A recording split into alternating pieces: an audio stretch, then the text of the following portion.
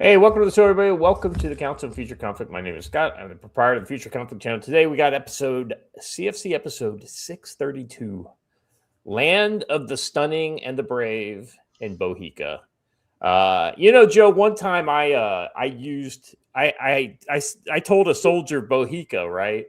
And this was back I think this was in Iraq when I said this. So I was a lieutenant at the time. And the platoon sergeant, he kind of notices me say that, and I said, and the kid didn't know where that was from, and I said, I used Saving Private Ryan, right? Like I explained, I was like, have you seen Saving Private Ryan? He goes, yeah, and I was like, hey, do you remember the scene BOHICA? Bend over, here it comes, and my platoon sergeant got so just assed out because he was just like, sir, that is not where that comes from. This is an old thing that they actually used back in World War II. I was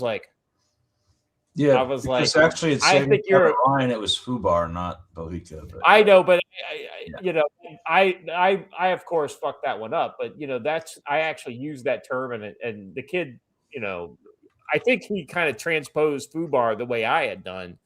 And but the platoon sergeant got so upset thinking that I was attributing that to Saving Private Ryan, like it came from the movie. Like I was like, dude, if it would have only been in the movie because of whatever. Exactly right. I was like, all right. Some guys can't make logical leaps. I mean, I'm like, Sergeant, just when I think you are all that in a bag of chips, you proved me wrong.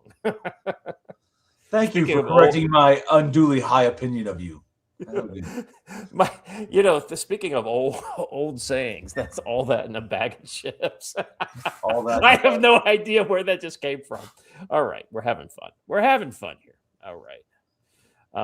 When you hear me start saying we're having fun, I've been watching too much Kill Tony. That's been my number one YouTube show algorithm thing that I've been watching lately. If you haven't watched, I want to point out though that this time it's not the same BOHICA. It's a different BOHICA. Yes, this is Bend Over Here. Bend Over Here. Iran comes again. Here Iran comes again. Yes. And so so we will insert facepalm here. Yes. It's always. I don't know what your face. This photo of a large plane in nature with her little cubs is so adorable. Yes, that's exactly what this is. This is a family photo. The whole family, everybody's really hoping the little guy is able to get in his war licks. Even if it's just Shahed drones, it will be a massive overuse. But something tells me we might get the F-22, F-14 Maverick Top Gun shoot down that we've all been waiting for.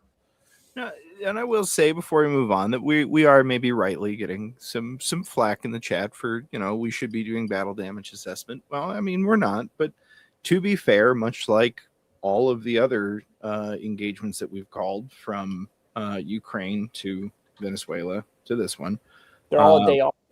Well, but also we're basically just making assessments of when it's ready to go, and then because we don't have fine knowledge of the stuff that's happening on the ground like the actual commanders do, we often get it a little wrong because we don't know exactly what they're waiting for. We just know the equipment that's in the area. Well, the other thing is that we don't know exactly what the mission is. Whether one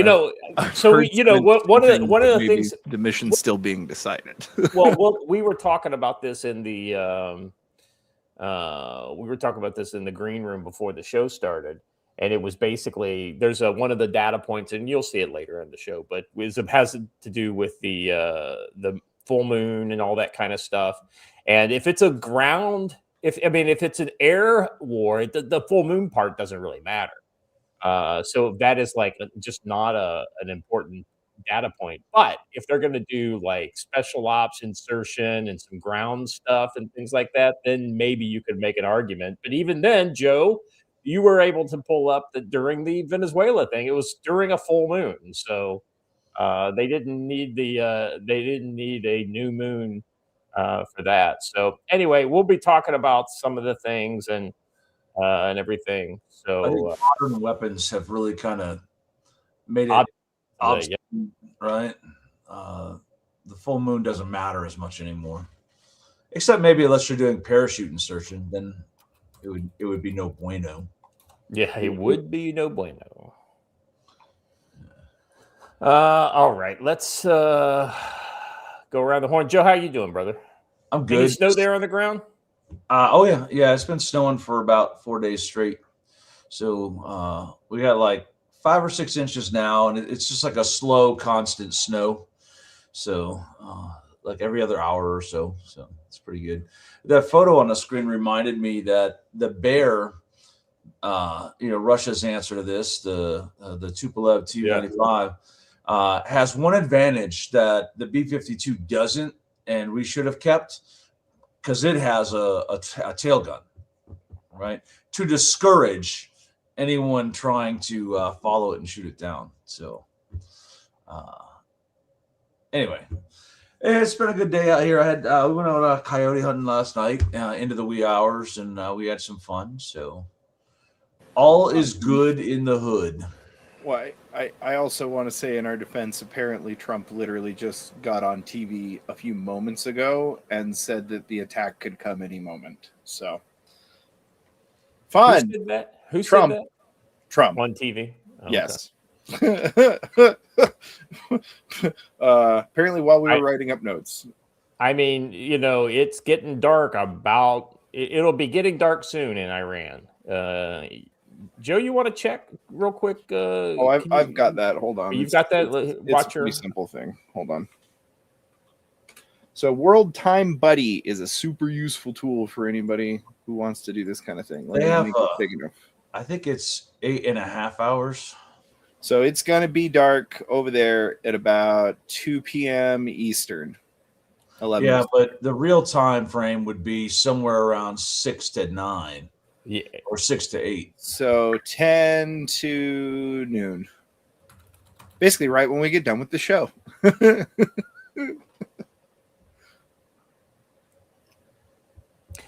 This is unacceptable. If you are listening to the sound of your voice, you should be fully immersed, not only in listening to what Joe and Watcher and I are talking about, but also in the chat, because these chat people are important. So, Stormy, this is unacceptable.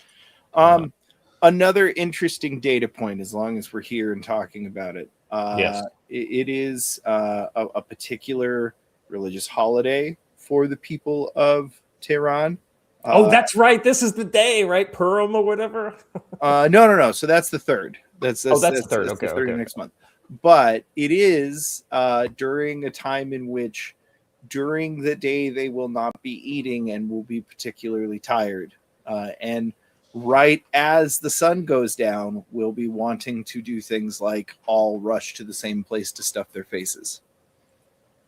Just a thought. Yeah. There are some kind of things kind of buzzing on X right now. That's for sure. All right. If we I want to know what gets served for dinner tonight on the is it steak and lobster time? Lincoln, yeah. Yeah. Okay.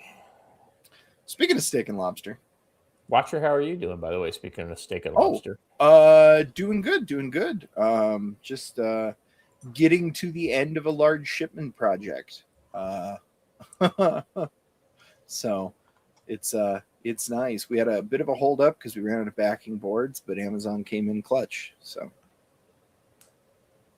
we might have to do one of those famous fundraising streams after I saw the bill for all the shipping. Yeah, postage is not cheap. It's it is significantly more expensive than it was when I did the first Doorkickers campaign. I mean, granted, it's like almost 5 years ago, but it has risen every single year for the last 4 years consecutively, and it's not been small, subtle increases. It's been pretty substantial every time. So, well, next campaign we need to adjust the shipping cost. Yeah. Yes. But apparently, we got some cool stuff going on in Mardi Gras. Steak and lobster in the old Nice and Blues. Or at least that's what I had first. I thought you put this in there. Yeah. So we like to give you guys some things to kind of cheer up about first before we kind of go, into the darkness that we tend to cover here on the channel. So since I'm with two Marines, I thought maybe Marines at Mardi Gras might be a good way to kick off the show. I'll let Joe and Watcher be the judge of this propriety of this performance. Oh, not even in formation. They don't know how to march. I mean, I don't know what's going on here. Joe, it's cats and dogs living together. Total anarchy. Total anarchy. Yeah, Sergeant Major, just walking around like he doesn't have anything else better to do. Yeah, but it's the band. I know. It's almost like they practice this. This is like some sort of like a actual formation that.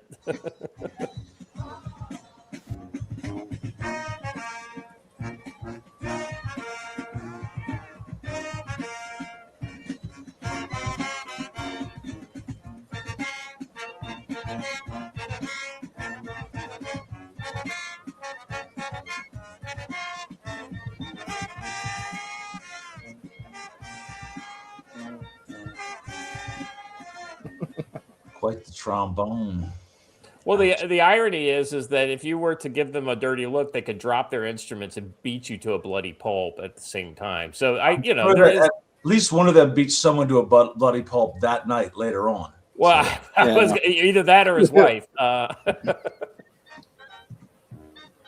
mean, the same applies to soldiers. But the good news is the clarinet definitely has a bayonet lug underneath the bell of the thing, so they can fix bayonets even with their Marine Corps issue instruments. The reed doubles as a bayonet. That's exactly right. All right. Anyway, so little Marine Corps fun there. Before we move on, this does remind me. I have come up with a new national weight loss regiment. I believe this will work very well. I think what we need to do is we need to have the government fund a whole lot of people to play bassoon in town squares and follow fat people around doing the womp, womp, womp, womp, womp, womp, womp, womp. This is a perfect shaming strategy. Right? I have been reliably informed that there is a instrument called the euphonium, something like that. It's like a bassoon, but it's not a nerd. I don't know. That's what I'm saying. That's exactly. You've got it right. No, it's correct.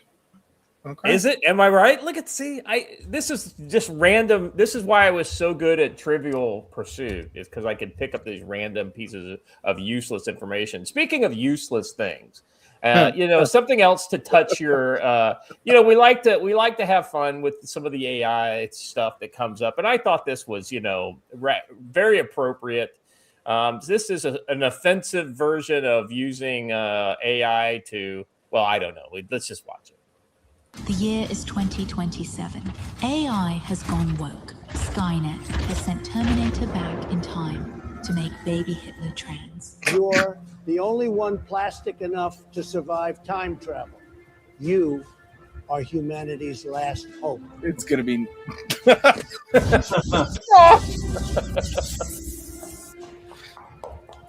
Baby Hitler. A baby had a mustache. If she succeeds. When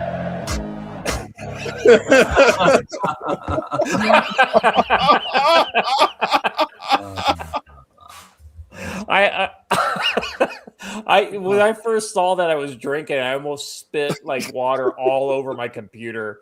I was like, that has got to go in the show. That has got to go in the show. Good Lord.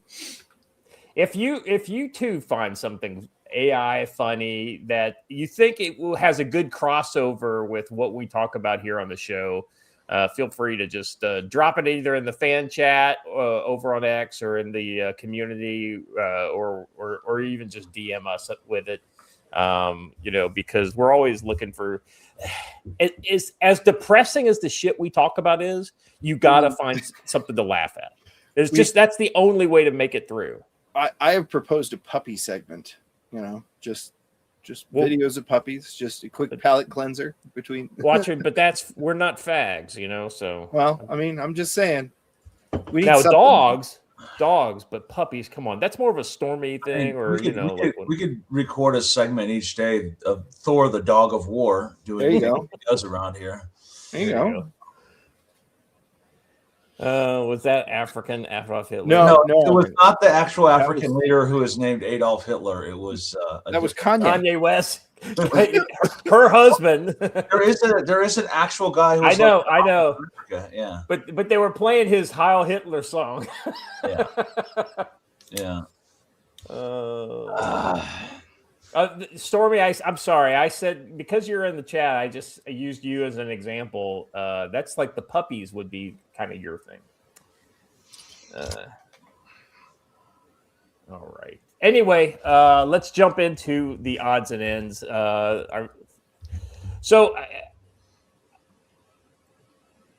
Interesting stuff here. For those of you who I was talking to about this on whatever that was the other day, sprawling base in southern Gaza.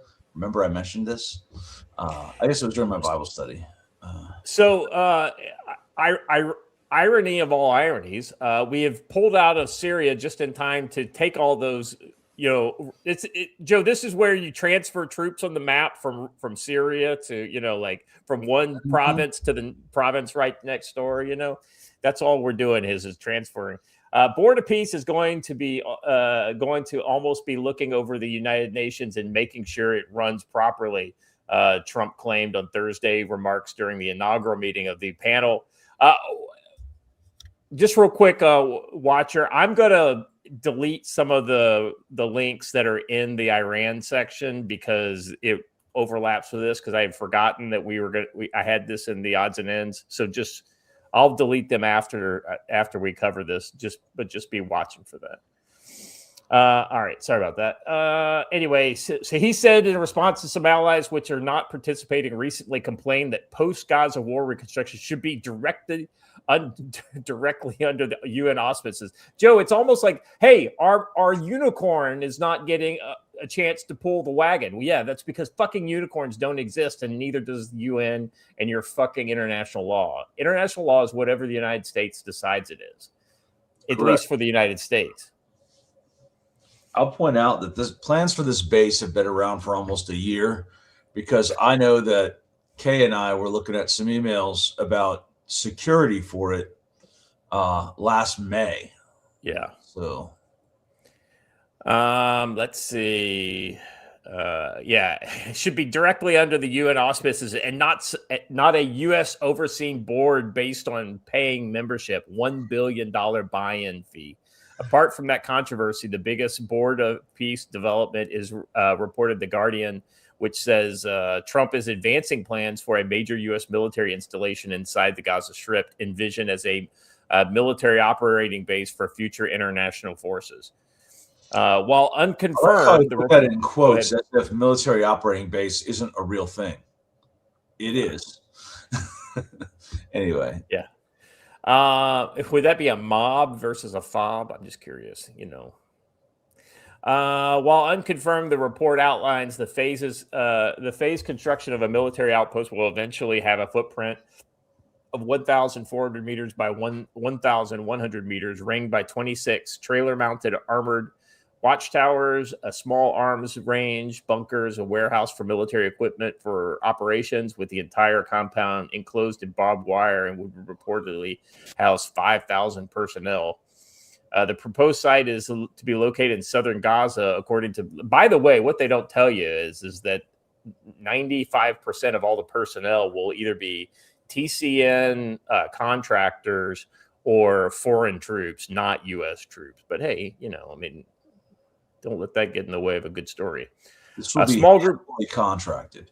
Heavily contracted because there's no appetite for large U.S. boots on the ground footprint over there. It's just because it would just be it would aggravate things. So. Exactly right. Now we will have an airfield there. We will be flying stuff in. We will support the logistics. We will have boots on the ground there, but it'll be just kind of like a small number, like CROs and people like that. those contracting officers. Who make all this shit run. The contractor shall conduct a global geophysical survey of the site to identify any subterranean voids, tunnels, or large cavities per phase. The board of so this what they're talking about is the actual Gaza part. Yeah, looking for tunnels. Weird. It's funny about that, right? If suspected human remains or cultural artifacts are discovered, all work will immediately cease, and the area must be secured. The contracting officer must be notified immediately for direction. Likely, thousands of bodies are still buried under the rubble, given that Israeli officials recently admitted at least 70,000 Palestinians were killed in the 2-year-long war. Though Israel maintains that some 1/3 of those deaths were armed Hamas militants. That doesn't surprise me. I love the way people word these things as if Hamas is not at fault for the entire thing. Exactly right. The question of a U.S. backed military base in the Gaza Strip is sure to unleash immense controversy amongst Palestinians and Arab leaders. What are you talking about? There are fucking Arab leaders at this conference. There's one right there in the back. There's one in the back on the other side. So you want to play this? Yeah, there's an awful lot of Arab faces in there.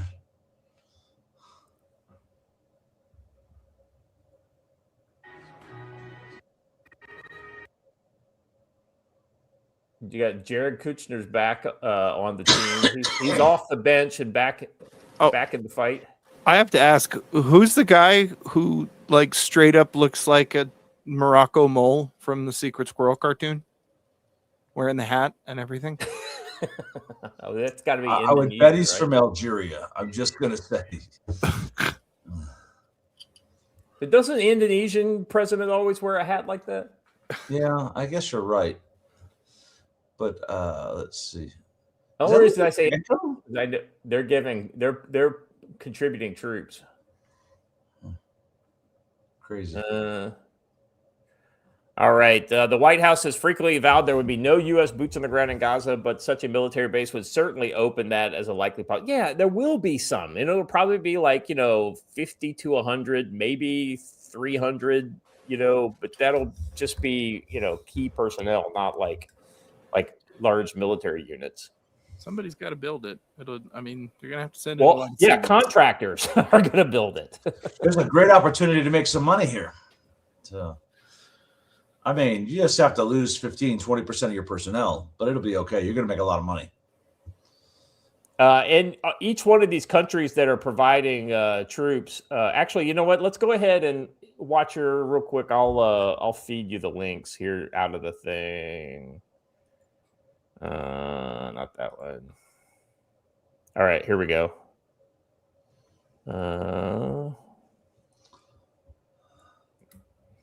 I'm putting it in the private chat right now. This is basically the same thing.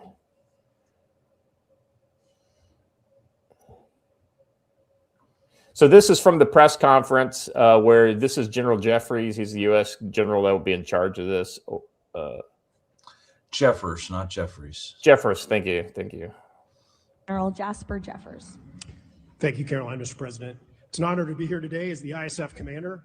The ISF will do two things: stabilize the security environment in Gaza and enable civilian governance as established by the National Committee. For the last few months, we've had a team on the ground of U.S. military experts preparing the infrastructure for the ISF.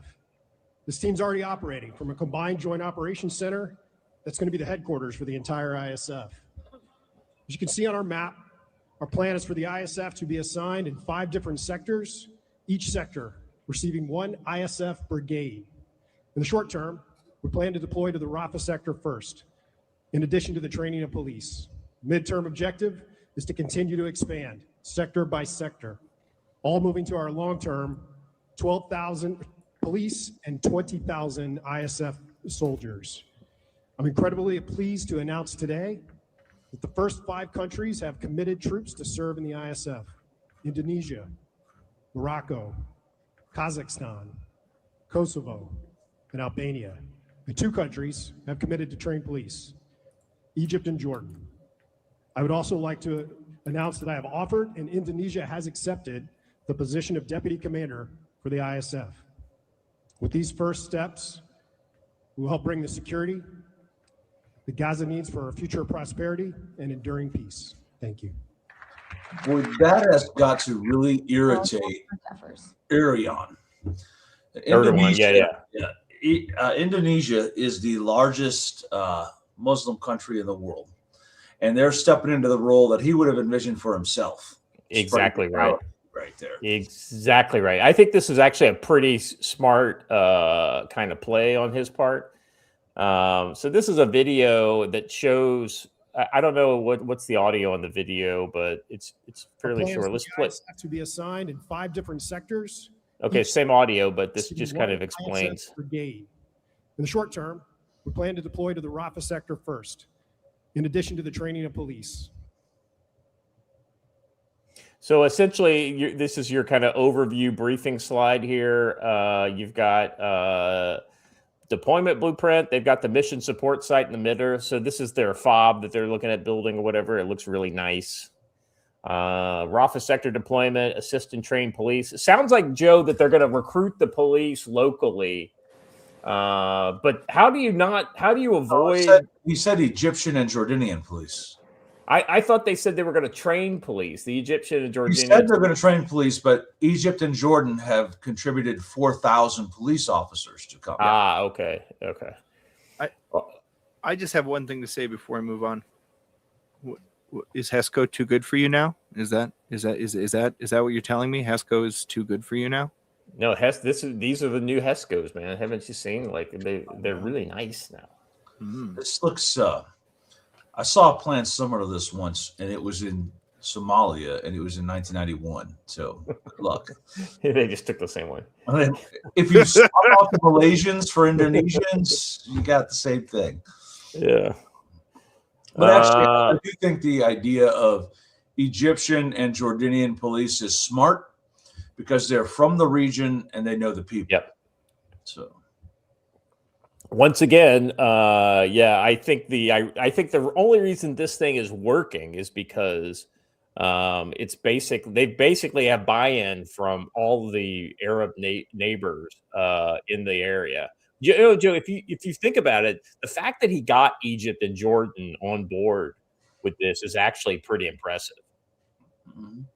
Well, Jordan not so much. I mean, Jordan already pretty much does what we ask. Egypt was the hard sell. So. Yeah, but both countries don't want anything to do with the Palestinians, though, for the most part, because they know they're nothing but fucking trouble. Well, I think they both know, too, though, that if they can assist in the security situation, they don't have to deal with Palestinians. That's what I think. I think it's basically they realize it's either our problem inside of Gaza or it's our problem outside of Gaza, and they'd rather be the problem inside of Gaza. Well, gents, especially if we're bankrolling it. I can tell you that the audience wants us to talk about something specific that we're not talking about. Do you know how I know this? They're screaming it at us on X. But, it's fortunate that is actually our next topic.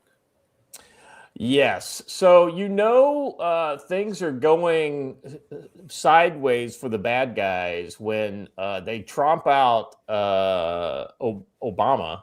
Yeah, and he announces that they have aliens. So instead of reading the story, let's just kind of go to the primary sources that are in the story. So if you scroll down, you'll see the Obama. Yeah, there we go. Play the Obama clip first. Think that he's about to make an announcement about UFOs because no, stop that one. Go down and look for the Obama clip further down because this is what kicked the whole thing off.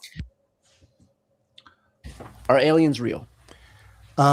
They're real, but I haven't seen them, and they're not being kept in what is it? Area 51. Area 51. There's no underground facility unless there's this enormous conspiracy, and they hid it from the president of the United States.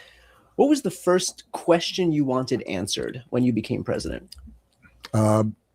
Where are the aliens? Where are the aliens? But here's the thing. Yes, they're real. They're not at Area 51. That's about it. So I mean, it's like he's like being very evasive. He's confirming without like. Actually, everyone kind of lit up that reporter for the lack of a follow up. When somebody says something like, I mean, he didn't like joke and laugh. Yes. Yeah, aliens are real. Yeah, there was a legitimate backstory there that he could have been digging for, and he didn't. That reporter needs to never be allowed to interview anyone ever again. I'm sorry. I've seen that from a lot of other people, and I completely agree with it. Like, bro, that is the biggest flub in the history of journalistic interview flubs. Well said there, Stormy. Obama is the alien. Look at his head. Yeah, well, you're not wrong there. Where's Big Mike? All right. But so anyway, he said this, I guess this was last week, and then the podcast came out Friday or Saturday. And then by Sunday, he releases another statement that says, statistically, the universe is so vast that the odds are good that there's life out there, but the distances between solar systems are so great that the chances of aliens having visited us is low. I saw no evidence. See, this is a completely different statement. What he said. It's not. It actually. Anyway, I saw no evidence during my president that extraterrestrials made contact with us. Really. So that's an oddly specific statement, though. Yeah. He didn't say he didn't find evidence that they were real. They found no evidence that they made contact. Right. And I have to disagree here because who was it? Robert Chalk says they're at Wright-Patterson. Bro, we all know that Wright-Patterson doesn't exist because Ohio doesn't exist. Scott's like the host of Coast to Coast. Boy, you know, what is it? George Norrie and Art Bell, man. Art Bell, man. If you missed out on the Art Bell Coast to Coast days, go on YouTube, search out Art Bell, and just give it a listen. You'll probably be able to find a full episode on YouTube. It is worth listening to. All right. So down here in the chat, Independence Day is 100% real. I wish I was half the president Bill Pullman was. Hey, Bill Pullman was a fantastic president in Independence Day. So I guess, you know, while this did not make massive news, like worldwide news, the fact that Obama confirms aliens exist, right? Not stored at Area 51. Sorry, instead of doing that, it just kind of like percolated, and you know, when people were like, "Do you guys realize that he just said this?" And it was a slow build, and so it's been going on all week. What you got there, Roger? Oh, sorry, I just realized I was trying to share this, and I was trying to butt in earlier when it was more appropriate, but I was muted. For those of you who missed Art Bell, I do have a simple meme that boils it all down, kind of. Girls with a time sheet. I'm your grand. Really, me with a time sheet. Hello.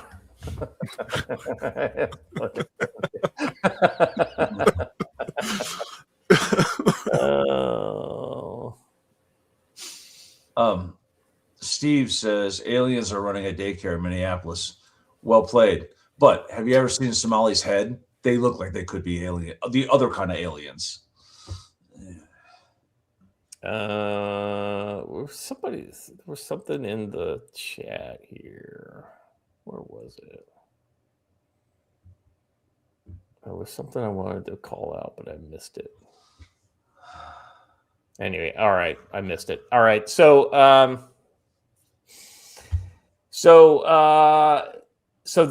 I don't. Are the other videos not loading for you? Because I was hoping we got the Trump video.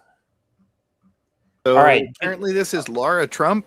I've got that. This is the same video again, though. Hold up. Yeah, hold up a second. Let's go to Trump aliens. Hold on a second. Because there is Peter Ducey cornered him on Air Force One. Here I've got the link right here in the private chat.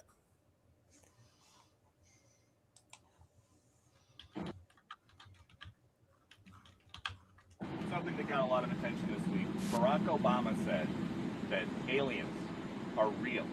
Have you seen any evidence of non-human visitors to Earth. Well, he gave classified information. He's not supposed to be doing that. You know, So that's confirmation that yes, in fact, they do exist because that's classified information. he's not supposed to be doing that. He made a big mistake. He took it out of classified information. No, I don't have an opinion on it. I never talk about it. A lot of people do. A lot of people believe it.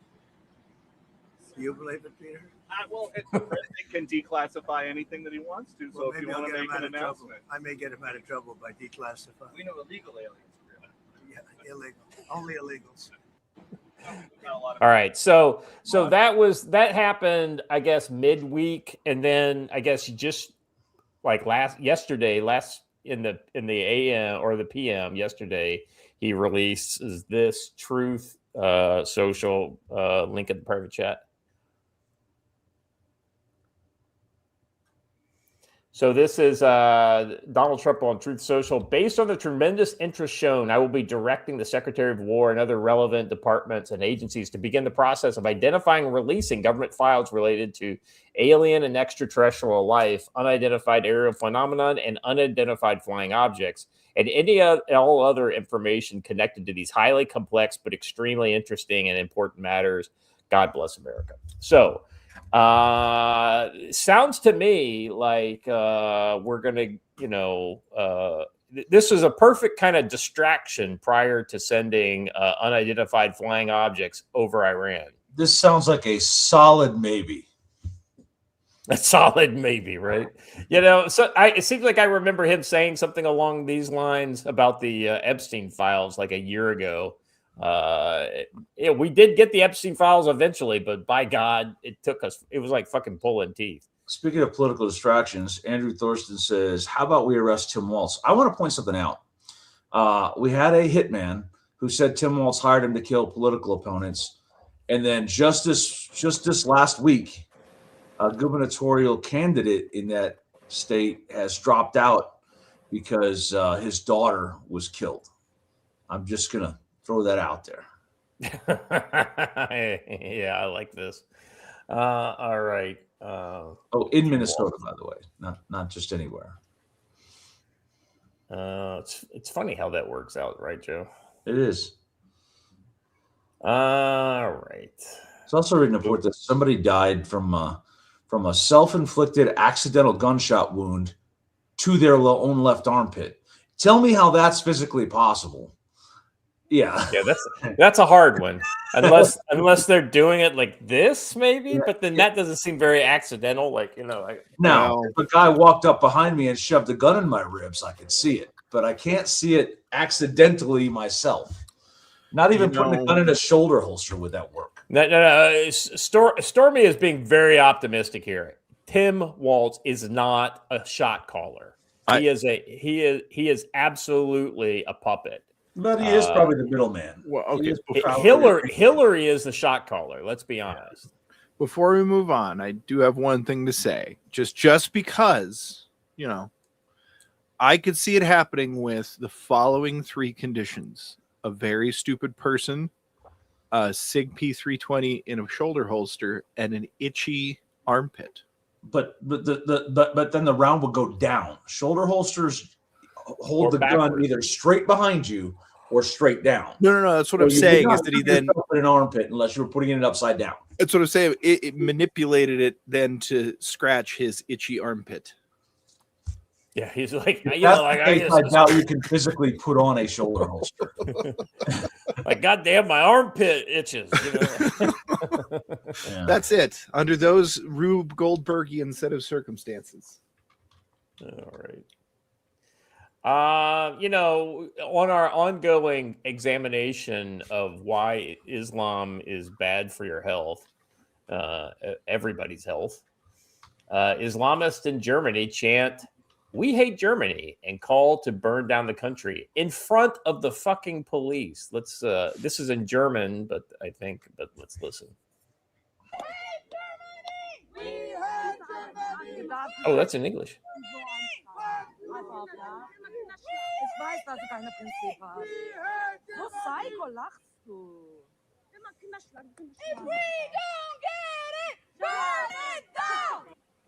I'll be honest with you. Given Germans, like Germany's like track record, you know, the last century.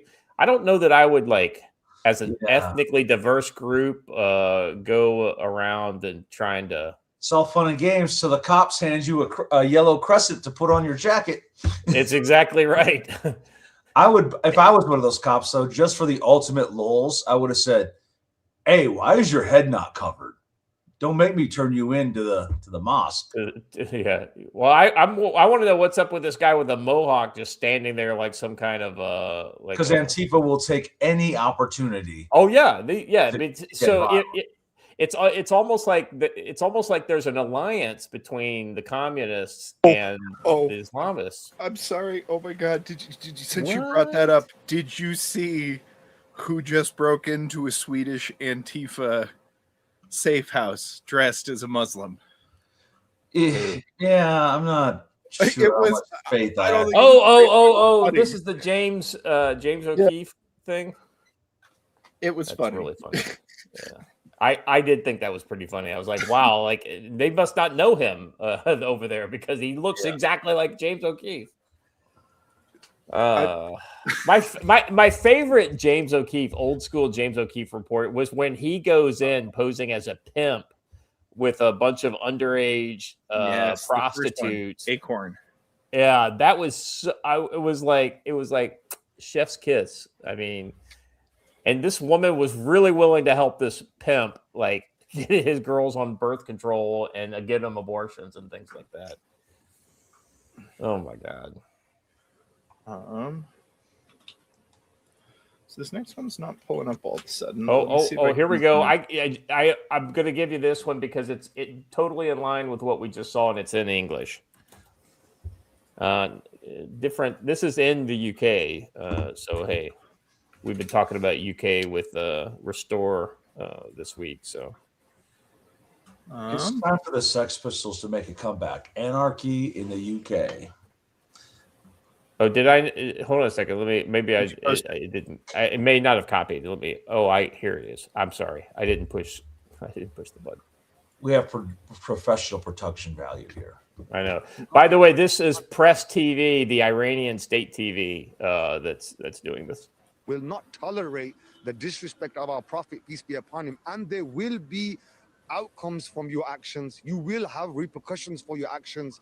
We have been trained from birth that we must defend the honor of our Prophet, and we will lay our life on the line. Okay, you know the other argument is, okay, so if you don't like it here, go to your own country. But why would we do that when our forefathers were instrumental in rebuilding this country after World War II? It was our grandfathers who worked in the factories 20 hours. It was our grandfathers who came here and run the infrastructure. It was our grandfathers who brought you the lovely curry, which is your national dish. So how can you tell us to go? We're not going nowhere. We are here to stay. Like I say, we're not here to take part. We're here. Point of order, curry does not come from the Middle East. Yeah, I think these guys are Pakistanis. Secondary. Whatever. That is Britain's problem to deal with. But yeah, boy, that was a dumb decision. Well, you know, Germany did the same thing too. They imported all the Turks in the 50s and the 60s because of the manpower shortage. I would challenge that at the time, Pakistan was called Muslim India. It was part of India. I would challenge that the majority of the Pakistanis bought there after World War II were prisoners of war, bought there for labor, and just stayed. So because there were an awful lot of Indian nationalists at the time who were on what side? Oh, the Axis powers. They bought into National Socialism 100%. So. All right. So anyway, there is what's going on with Muslims this week. Joe, let's talk a little bit about tactical death wisdom. Well, the tactical wisdom is that you can't trust Muslims. You just simply cannot. Shocking. That is the tactical wisdom I am dispensing this week. Believe people when they tell you things. That guy essentially said, right.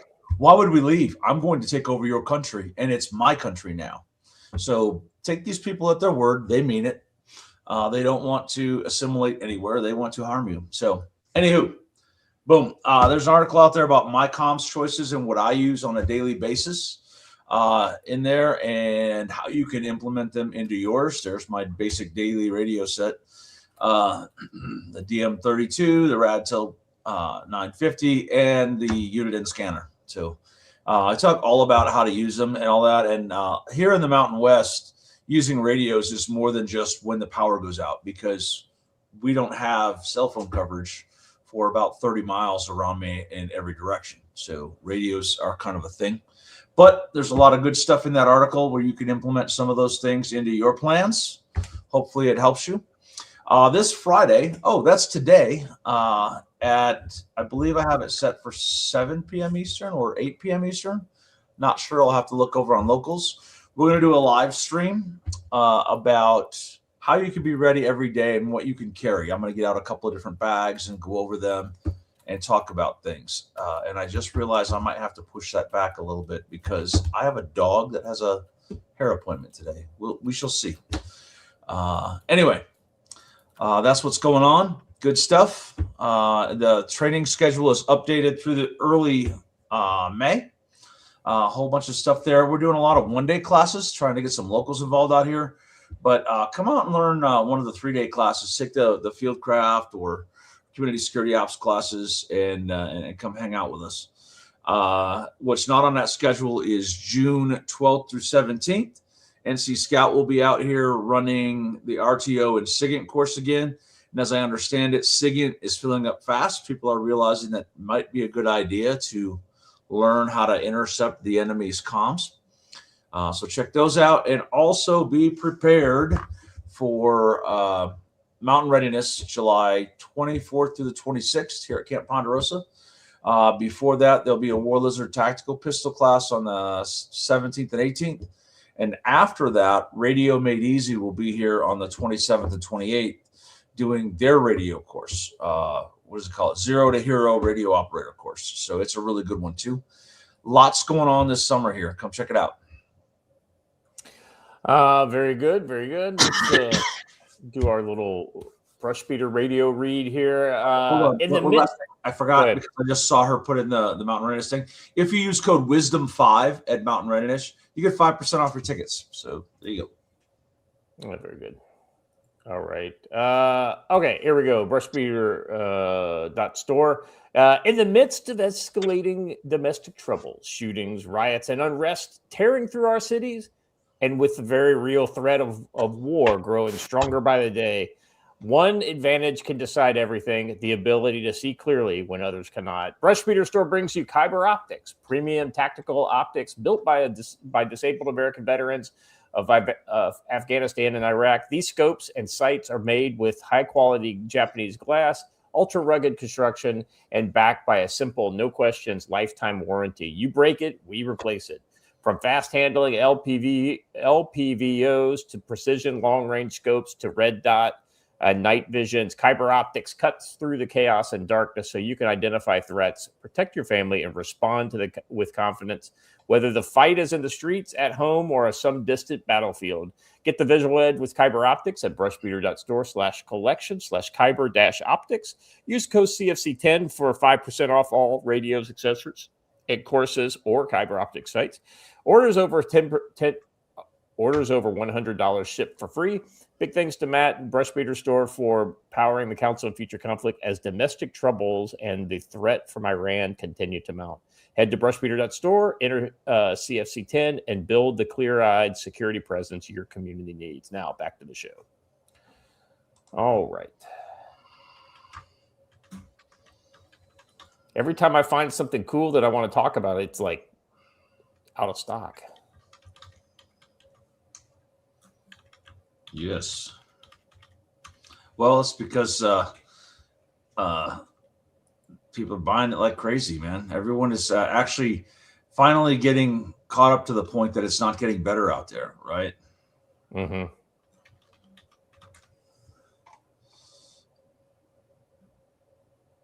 All right, sorry. Hey, Scott, the next story is, I don't know if it's going to be locked for you, but it was locked for me. So I am trying to drop you. Oh, the Bloomberg one? Yeah, I'm going to have to. I'll have to. Yeah. I've got an archive. I'm trying to drop it for you, but unfortunately, Edge keeps doing that thing that it does. doing that thing that you do. Just take the link from Edge, put it into another browser, right, then the top of copy domestic. it. Yeah.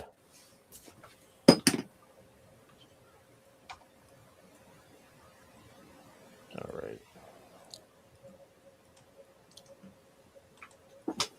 Oh, did you put it? Did you put it in? Yeah, it's at the top of the domestic section. I got you. All right. Thank you very much. Here we go.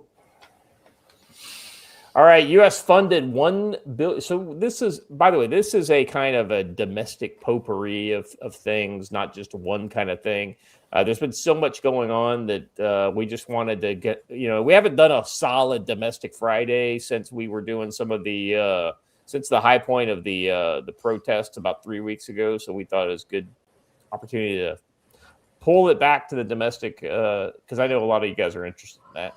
U.S. funded $1 billion in research with Chinese lab reports. Well, Joe, I think that money, there's no chance in hell that China used it for something else. And then, there's no chance in hell that they were going to do anything bad with what they make there. It's China, after all. They're totally trustworthy. Almost $1 billion in U.S. government funding helped fuel a series of research projects involving defense labs in China. Huh. And by China, they mean Los Angeles and Las Vegas. Well, that's where all that stuff They deleted the word town, Chinatown. Yeah. In recent years, according to, that was $1 billion lab. That's what a Chinese $1 billion lab looks like. $900 million in graft and $100 million in shitty stuff. The study is believed to have been the first of its kind to put a dollar figure, which was $943.5 million on such collaborations. The critics have cited as examples of U.S. unwisely aiding top adversaries' military and using taxpayer money to do so. The report was published in the nonpartisan Center for Research, Security, and Integrity, a Virginia-based nonprofit. The report doesn't allege illegal activity. Instead, it argues that a big part of the problem is precisely that the U.S. government has not put more limits on research collaboration. For example, because academic research is exempt from export controls, in many cases, there's nothing to stop a professor in the U.S. from working with a defense lab in China, even if Washington has otherwise restricted it from accessing U.S. technology on national security grounds.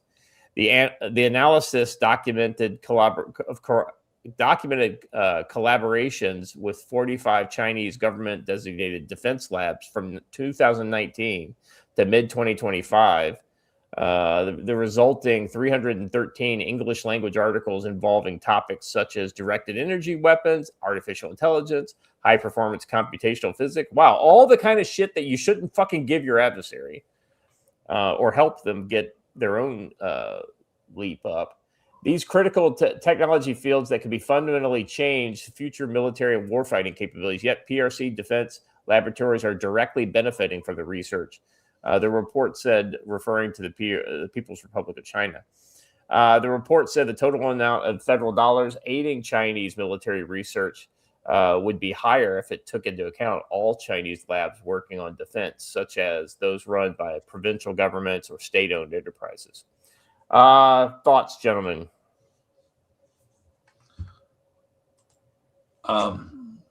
It's just dumb. We've been supplying China with the means to develop weapons against us, and we need to stop it. Yeah, this is absolutely just it's nonsense. Nonsensical, yeah. My only thought about this is, hey, I it's funny because I've heard people screaming about this for a decade and nothing has ever been done. Hey, guess what's going to get done now? Even more. Nothing. Yeah. But twice as hard. We're going to do nothing twice as hard. I don't know. It's useful to put a number on it, right? I mean, it's good, but it's just one of those kind of things that until you're willing to actually learn what you did, you can't repeat. You can't learn from your mistakes, right? You have to know what the mistakes are first. It's almost like we want to actively not know what we've done wrong. Well, and what's funny is substances made in these labs we've supported are turning up at our airports as Chinese nationals are attempting to bring them in.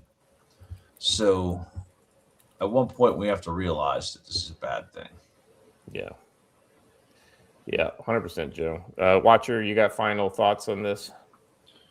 Shut it down. Send all the Chinese nationals home. Completely end all research collaboration with a nation that is self-evidently hostile and has proven itself to be so.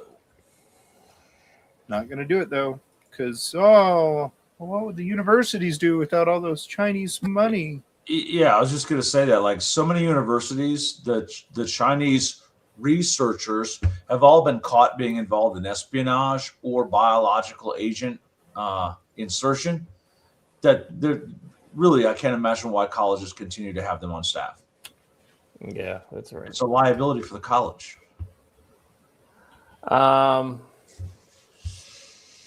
Watcher, you want to take us through this next one? Yeah.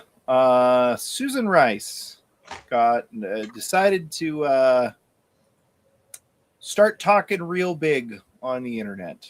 I guess that's all I'll let her speak for herself. But when it comes to the elites, the corporate interests, the law firms, the universities, the media, I agree with you, Preet. It is not. It's not going to end well for them. For those that decided that it was, that they would act in their perceived very narrow self-interest, which I would underscore is very short-term self-interest, and take a knee to Trump. I think they're now starting to realize, wait a minute, this is not popular. Trump is not popular. What he is doing, whether on the economy and affordability or on immigration now, is not popular. I mean, you can keep spouting that lie all you want, but every poll that comes back shows that we're in like 80% favorability. So yeah, especially with the immigration stuff. It's only unpopular with the people who live in the neighborhood, maybe of the where they are going, but yeah, door to door. If I was going to put a theme on this entire kind of meme of posting, it would be Legionnaires of the 13th Legion, just know that we Optimates in the Senate look unfavorably upon your actions, and as soon as Caesar's out of power, we're coming after you. Yeah, that's exactly what she's doing. This is essentially extortion. Yep. No, these people need to be dealt with, but you need a GOP that actually has the balls to deal with them, and the GOP doesn't. So, yeah. Let's see.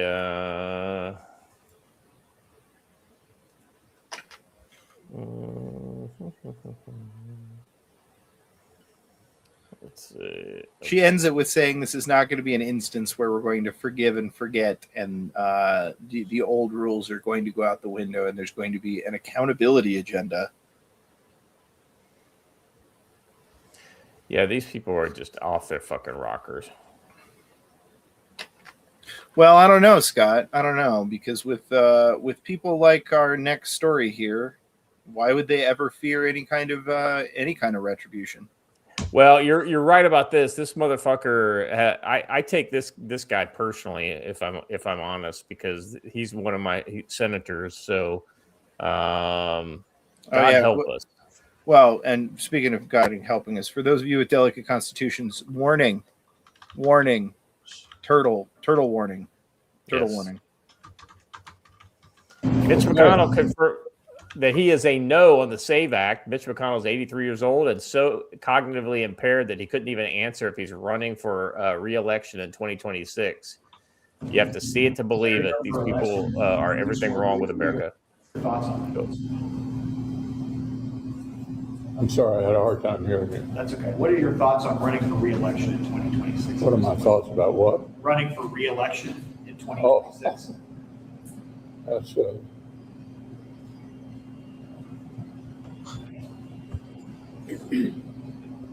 that man is gone. When Elon sits there and like pauses for 30 seconds before answering a question, it's because you can see the fucking gears in his head turning. When this guy does it, it's like blank fucking screen. Ain't nothing fucking happening. Good Lord. I hate to say it. It's sad. It's sad. But then again, let's be honest. Who's his wife? What are her connections? let's be honest, what's really sad and what's really an additional sign of rot, the gerontocracy is not a feature, it is a symptom. It's not the primary problem here. These old people should have been forced out of power by younger people who were coming up in order to attain the power, and that should have happened a long time ago. And the fact that it hasn't is part of what's our stagnation. Yes. Joe? That guy just should have been removed when he had that episode, and that was it, right? Yeah, a long time ago. We have to start putting a forced retirement age on congressmen and senators and stick to it, like we do in the military, like we do in general federal service, right? You have to be gone at a certain point. Because at that point, you don't represent the current population. You represent the older population. Well, I mean, let's be honest, Joe. Being younger and mentally there is not all it's cracked up to be either, as this next example proves. Just in, New York City Mayor Zoran Mandami getting torched for insane waste while pushing property tax hikes on working families, cutting 5,000 NYPD officers, spending $5.6 billion on the Office for Racial Equity, $4.6 million with a commission for racial equity, 835,000 on a commission for gender equity, 260,000 on the DOE Chief Diversity Officer, 301,000 on 3 FDNY Chief Diversity Inclusion Officers, 118,000 FD Fire Department of New York Chief Diversity Inclusion Officer. Good Lord, gentlemen. Well, first of all, most of those things make him then ineligible to receive federal funds, right? You can't have Chief Diversity Inclusion Officers and get federal funding for your fire department. So there is that. What's funny is he had all these grand ideas, and now all of a sudden he was like, wait, I'm a communist. I didn't know I had to pay for this. I just thought we could just do it. You'd take it, yeah. Yeah. There was a great quote. I can't remember who said it, but they said that, of course, communists don't understand economics. If they understood economics, they wouldn't be communists. Yeah. And this just proves that point, right? He got in there, put all this stuff in place, and he was like, wait, what do you mean I have to pay for this? And right. I want to point out, too, that he keeps telling everybody how he has to raise their taxes because there's no money, but he walks around with like 6 silver rings on his fingers. So, 4.6 million commission on racial equity, 835,000 commission on gender equity, 260,000 for Department of Education Chief Diversity Officer, 301,000 for 3 FDNY Civilian Chief Diversity Inclusion Officers. There's a title for you. And 118,000 for an FDNY Chief Diversity Inclusion Officers. Is that necessary stuff? You can't cut that back? And a list of things to do when it comes to public safety? Absolutely not. Public safety's got to be in the top of your list. So we can't pay for everything. Everything can't be for free. But what you need is cops out in the street. Tell me how all these programs are going to help when you're getting robbed in the middle of the street. Yeah, and how that works. Yeah, you tell me. Believe me, he's about to find out, sadly. Mandami's progressive agenda includes new budgets items like $750,000 for art and cultural fund, $800,000 for anti-ageism, $437 million for child care vouchers, LGBTQ emergency for $2 million. It goes on. And you pointed out his climate change. Well, at least they've accurately identified that the LGBTQ plus movement is an emergency. At least we have that. Oh, yeah. Something like a climate management office for.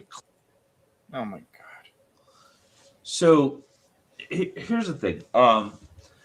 They did the first experiment last week or this week with a free grocery store. And for the record, for everyone who just loves Poly Market, it was opened by Poly Market, by the way.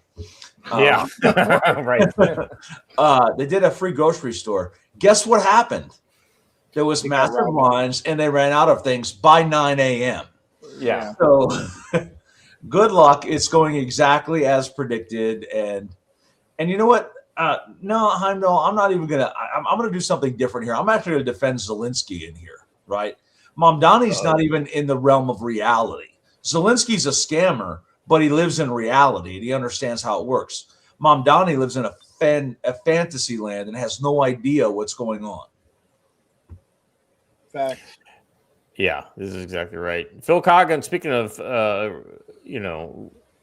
not knowing what's going on, Phil Coughlin says for $5, as a commercial pilot, the FAA will force me to resign at 65. The same standards should be applied to politicians. 100%. Go enjoy your golden years. And for the same reason, right? Like, hey, if you're older than 65, maybe it's not responsible to put the lives of a couple of hundred people under your care in a way that you could accidentally kill them just in case you had a medical incident. Well, gee, I wonder if maybe being a senator is potentially a little more important than a couple hundred people. And the irony is that the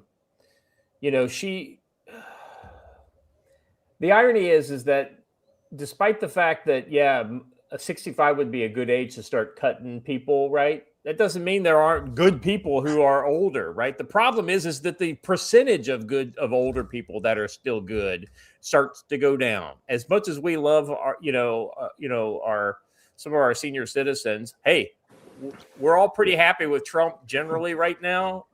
And that guy's what, like 76, 70, 78, 80? I don't know. He's fucking old too. Yeah, no, it's true. Let's be honest about it. There's multiple ways in which it creates a bad incentive because they have unfair advantage in having excess time. They have an unfair advantage of having excess money. They just don't happen to have the advantage of having excess cranial capacity. And listen, he can't be doing it for the money because as a senator serving that long, he gets 100% retirement. Yeah. He'll still get paid for the rest of his life, no matter what. Just stop it. Why he's there is the grift, the extra money he gets from all of the places that donate to him. Yep. Or pay him off, Well, the most important thing, he's soaking up a seat and he's able to, at this point, I am sure he is not a shot caller, but he was a former shot caller.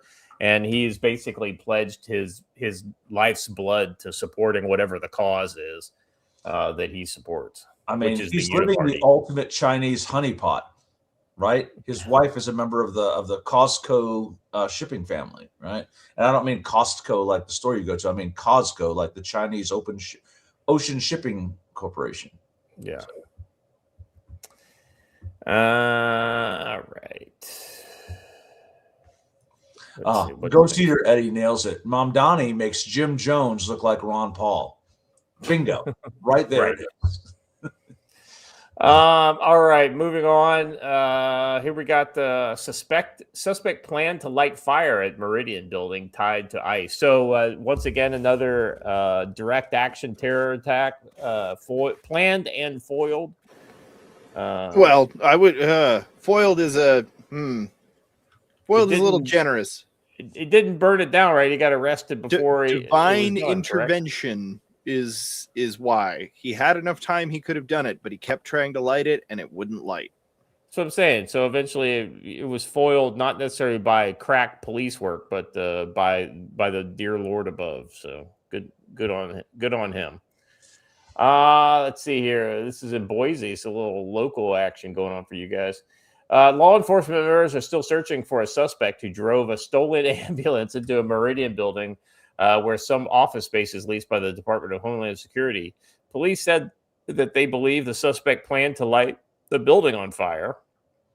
Law enforcement and fire crews responded to a 911 call at 11:10 p.m. Wednesday saying a Canyon County ambulance had been stolen from the ambulance bay at St. Luke Meridian's Medical Center.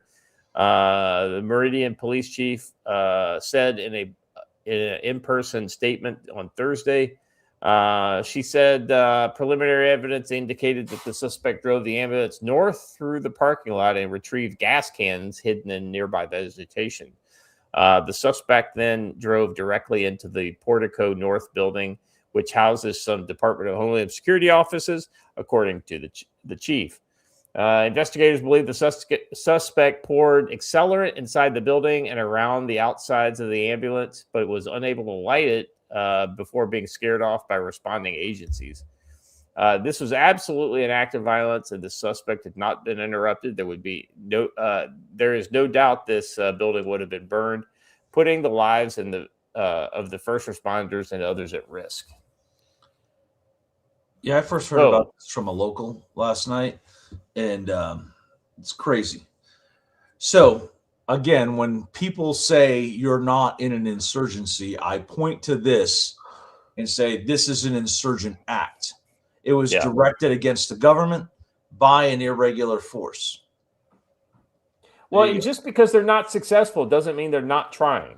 Correct. I mean, that's been my argument about the left for a long time. Do you have any idea how many more dead Republicans there'd be just for supporting Trump if half of the fucking attempted assassinations that they've pulled off had been successful? Like, we'd be sitting on a mound of bodies right now. All right. Let's see this next story. I got a different one next. Oh, you got the Meridian story still up. Yeah, no, next we've got this Brazilian national. Yeah. This is, but isn't, it's an ICE, it's an ICE thing. Brazilian national was detained by ICE in Maryland, asked if he could buy a plane ticket to return home. Sorry, buddy. Too late for that option. The sad thing, Joe, is that Homeland Security would have actually provided him money to self-deport. Free plane ticket and $1,000. Yeah. But sorry, you don't get that deal now. That deal was yesterday. This is a new deal today. That was the you can still get it today, by the way. If you're out there listening somehow and you're illegal, turn yourself in right now. You will get a free plane ride and $1,000 home. You'll get to organize your way out the way you want to instead of getting removed. I can't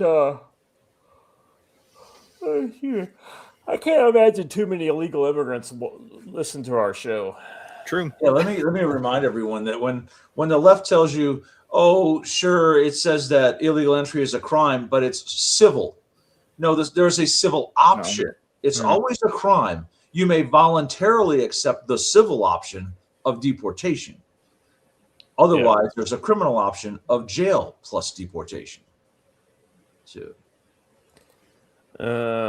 So I think, for anybody who is under the impression that because it's not constantly in the news now, that ICE is not still out there doing their job. From what I've seen, they're doing more. It's just that because there's less backlash in the streets, they're able to get more done. Exactly right. They're way more efficient now. Rowan nails it. I have altered the deal. Pray I don't alter it any further. Yeah, that's great. I will say also, he got the short end of the stick, man. Before we move on, if you want to keep getting good ICE videos, Border Hawk has got guys out there on the street every day. They get good stuff almost every time. You can follow them on X. Very good. All right. Let's move on to this next one. These school protests have been an increasing problem. It shows the mentality of our kids, and B, it shows the mentality of the teachers that are brainwashing them. Keep playing that. They run right over to somebody's car and try to open the door. Hold on, I want to go back because you guys need this. You guys need to yell. It's a 2-minute video. Watch that Cadillac. Right there. Yeah, they started going up to open the door. Yeah.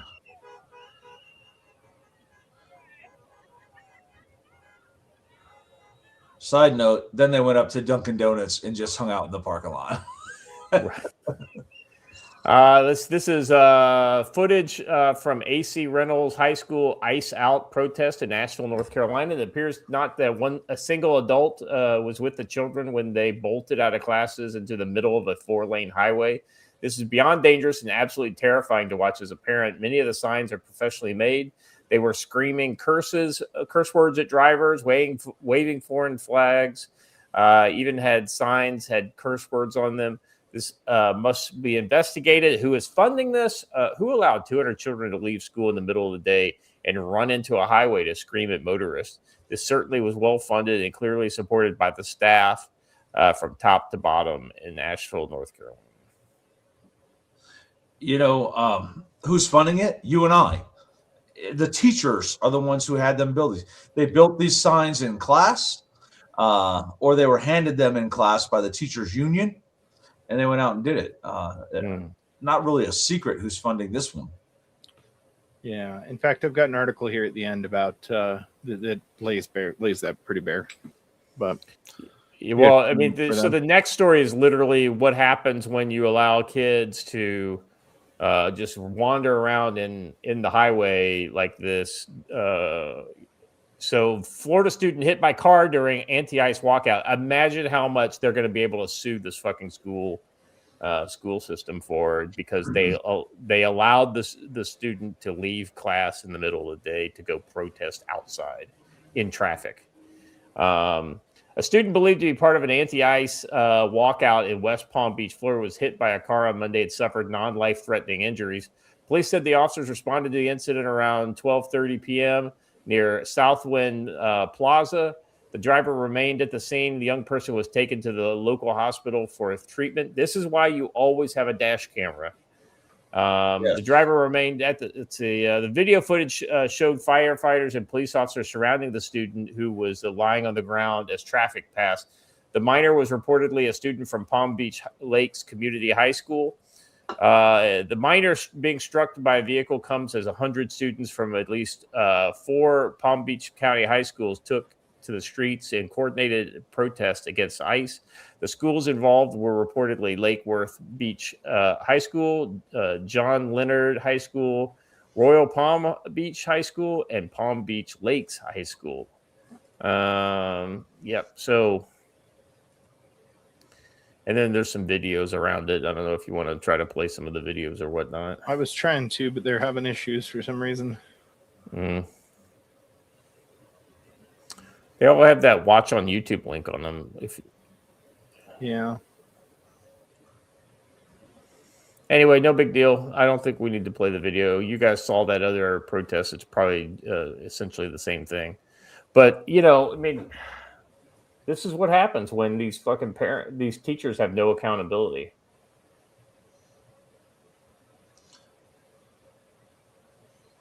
I've said it before and I'll say it again. Government employee unions should be seen as a conspiracy against the government and should be crushed as such. Lance Corporal Veteran for $5 says, "Give me just one generation of youth and I'll transform the whole world." Well, that didn't quite work out there, Lennon. But we know what you were trying to do, and you fucking child groomer.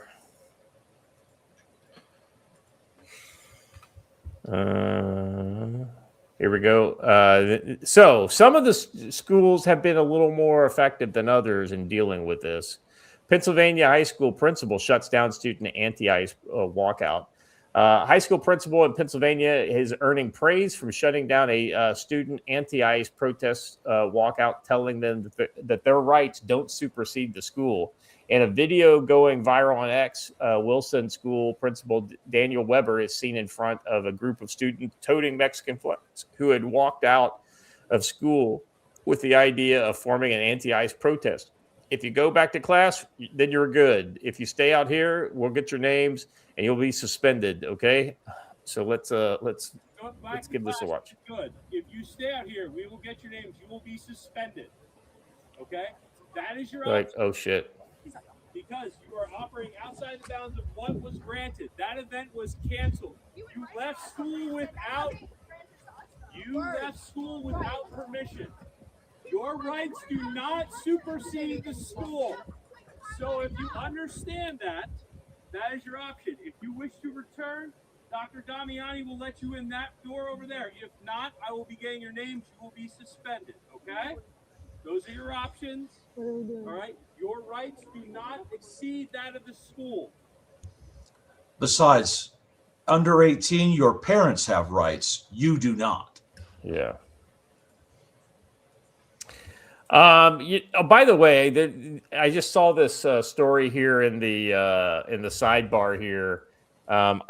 This does not surprise me at all, and I actually kind of don't blame him.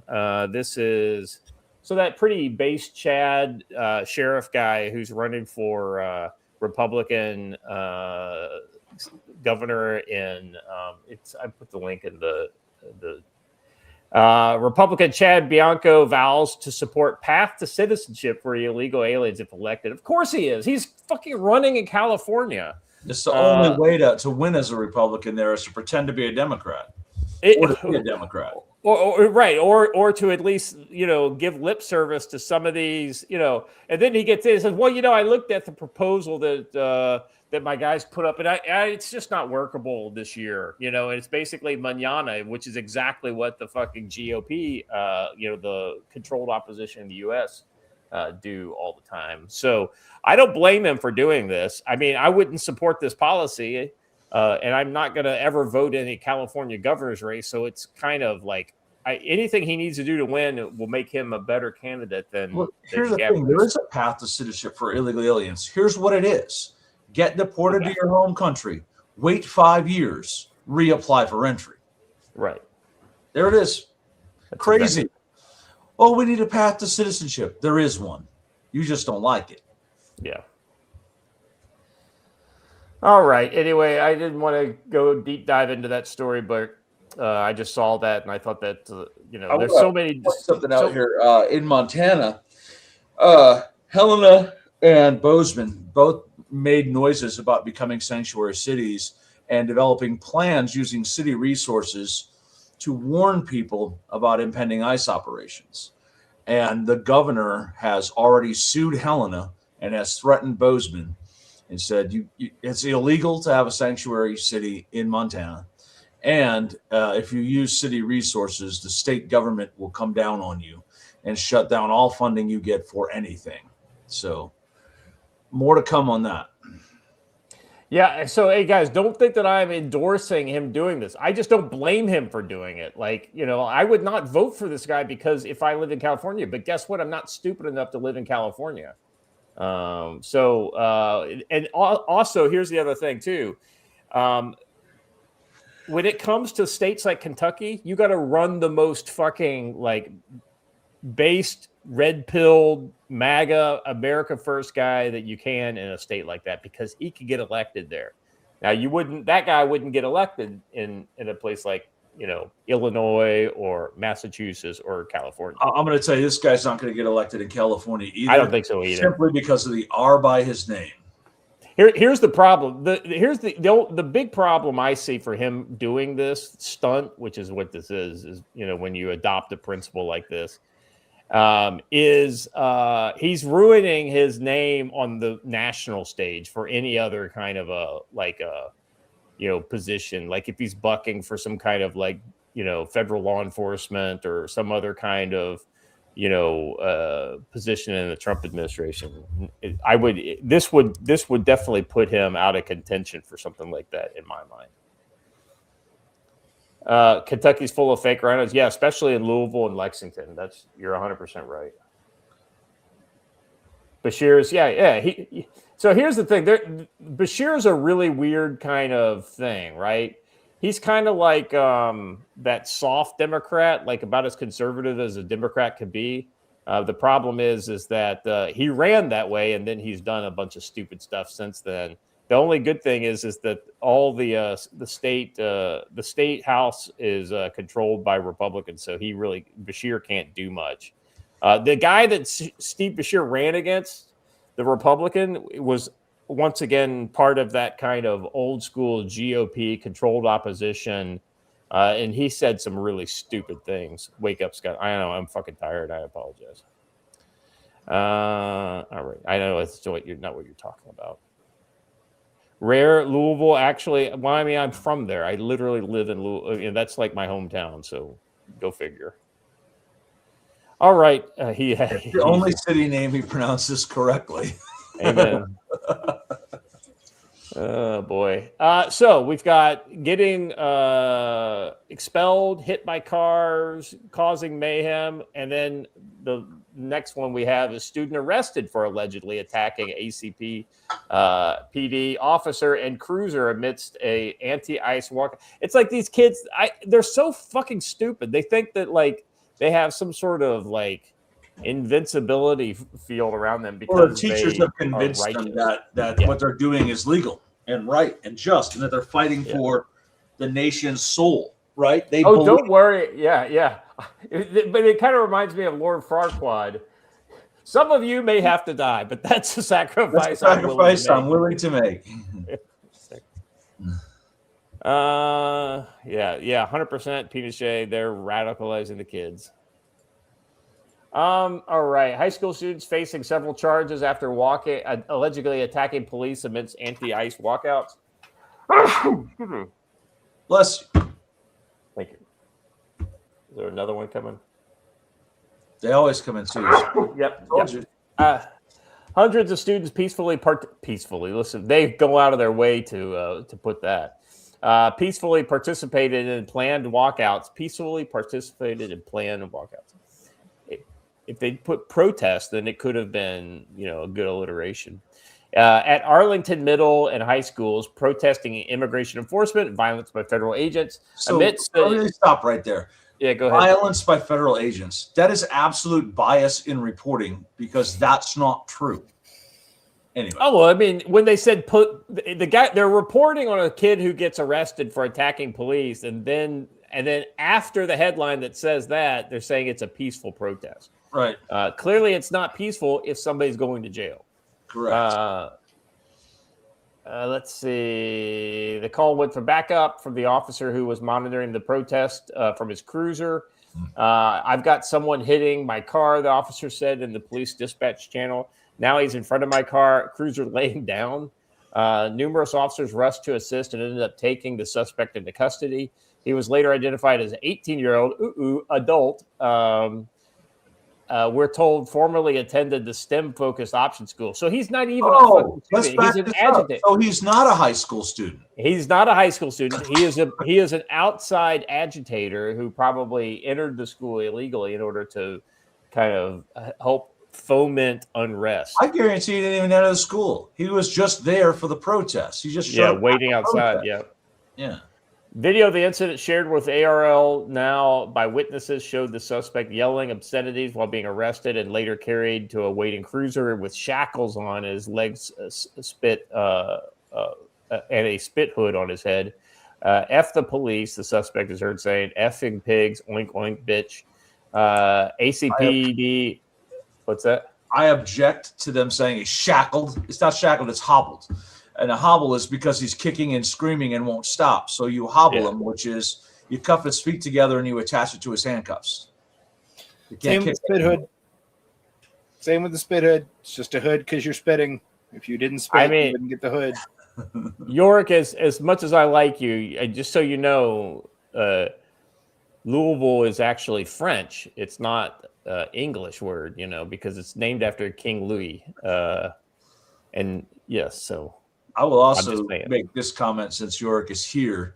Never, ever let Yorick be in charge of the decision of should we call it a night or go to the next bar? Because Yorick makes terrible decisions in that set of circumstances. Once again, that's a sacrifice that I'm willing to make. Your liver may die, but that is a sacrifice I'm willing. All right. With increased pedestrian traffic related to the planned walkout, the officer was in an area to ensure traffic safety, blah, blah, blah. All right. Anyway, so kid gets arrested. He's not a kid. He's actually an adult. He's probably a paid protester. Oh, the layers.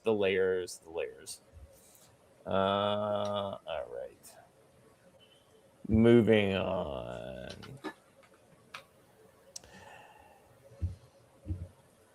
All right. I don't want to do this last one. We've already fucking hit I've hit tracer burnout on school protests stories. I don't want to talk about this shit anymore.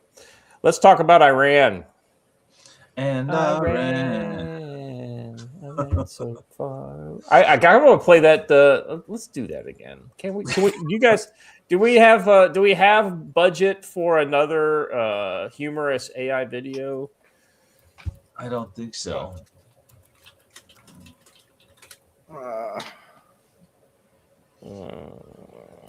Hold on a second here. There we go. Look at you.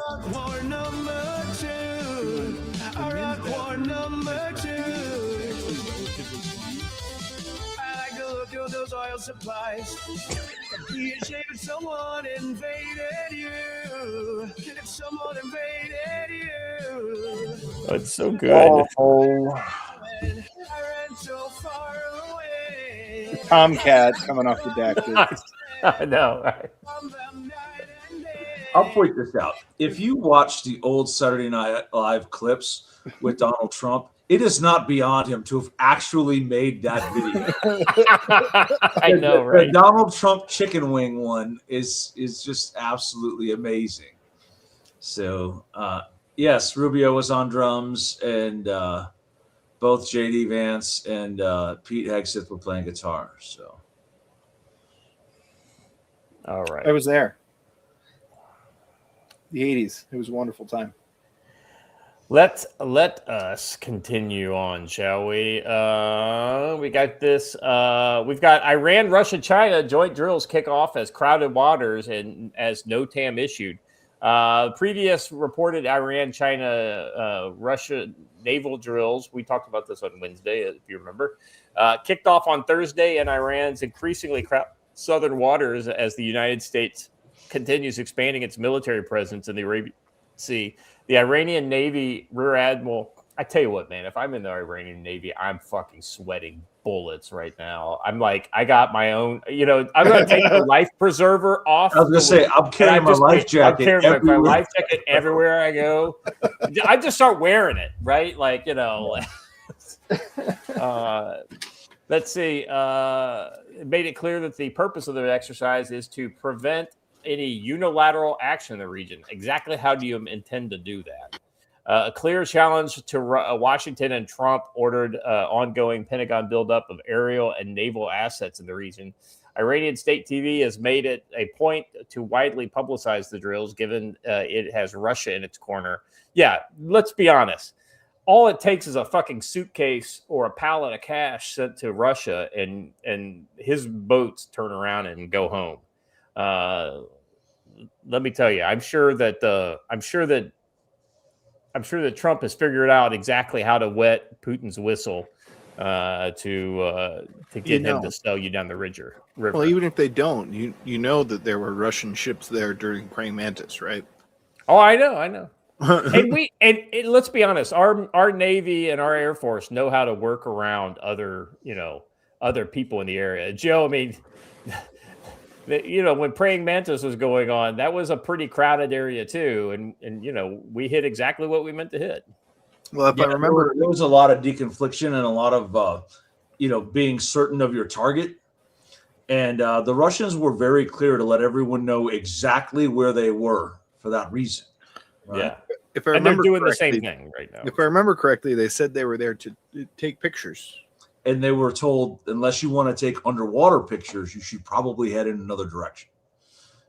And they did. We need a chum delivery missile. It's not a war crime the first time. No, I'm sure there'll be plenty of chum in the water once the shooting starts. The joint exercises have long been planned, held annually since 2019, and usually also include China. But by appearances, Beijing has taken a far back seat on this one. Yeah, I can't imagine China wants to be anywhere close to B-2 bombers flying overhead. Just think of what happened to their embassy last time that happened. With little reported presence, the more footage of the elite Islamic Revolutionary Guard Corps commandos deploying as part of the games. Yeah, these guys look elite. Let's show this video. It's the next one down, Watcher. Scroll down. Yeah, of course, get rid of the music. Yeah, these guys look fucking elite. Yeah. Well, they're wearing black. They must be elite. They're ninjas. Ooh, they got side cut helmets. That means they're elite. Ninja, please. They got all the signs of eliteness. I love that whenever I watch these videos, you can basically just go through and be like, oh, look, it looks like their procurement officer watched U.S. propaganda videos and then went on Temu and said, I need a rubber raft. The fake version of all this shit. Yeah. You know, here's the thing. It's like, I bet they're saying in Farsi, do you even operate, bro? You know, because they heard that on, you know, on TikTok, you know, like the Navy SEALs on TikTok say that. Yeah, right. It's very nice that they boarded that ship where there was conveniently a step down for them when they came over the gunnel. That doesn't ever happen that way. Yeah, this is a very large ship, of course, and you know, it's but you know, Joe, let's be honest, that's the size ship they're able to actually take. Wonder what they're actually filming there. I don't think they even have that many ships. Yeah, well, it's like I wouldn't. They've done it in the past before where they use like CGI or something like that to add missiles to the shot or whatever, you know, in the background. Squishy, very good. This is a weird one. What is that? It's it's a catamaran firing a rocket. Yeah, it's got a VLS type of deal on it. Huh. Okay. And this is one of their pictures too. So yeah, that is a catamaran. Yeah. Squishy Hunter, inshallah, you do not operate, do you, brother? Yeah. Yella. Yeah, come on over here. By the way, when boarding ships, especially on the water, black is really the last option I would wear, because when you fall in the water, yeah, it's hard to find. Very, very hard to find. The only thing that could be worse would be like some sort of a blue camouflage. Like the Navy wore for years. Actually, that is one of the deciding factors in why they switched away from the blueberries, because literally guys fell overboard and they were like, where did they go? They're gone. So yeah, well, it's effective camouflage. We have proved it. Okay, I'm sorry. I just saw a headline here. So Tim Pool just dropped a video, and I agree with the headline.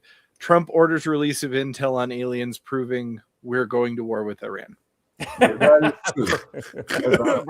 That's what I said, right? It was like, this is the perfect thing to drop right before you're getting ready to go to war with Iran. Finish up the camo topic, though. Naval forces wearing camo at sea has always amazed me. Like, neat. How are you blending in when you're on a giant metal ship in the middle of the ocean? Great job. Nice camo. Yeah. You know, I was hold on, watcher. Hold on a second, real quick. Note taken. If I want to engage Joe's autism, just bring up camouflage. Okay. Uniforms. Yeah. He's like, I have to get this last camo point in. I have to say this, yeah.